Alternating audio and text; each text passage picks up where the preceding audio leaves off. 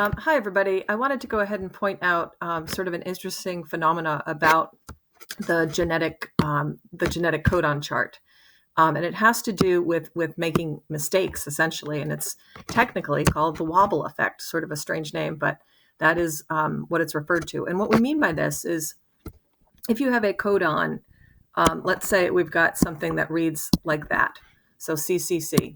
So if I take a look here and I go ahead and use my code chart, I can go ahead and note that that's going to point to, so here's my first nucleotide, here's my second one, and then the third one is going to bring me right here to proline.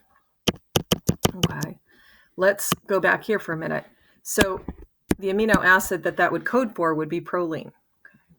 What we mean by the wobble effect is oftentimes in a codon, if you get the first two correct, and let's say there's some sort of an error here, there's some sort of a mutation or a change, take a look at what happens. Again, I start off with that first C.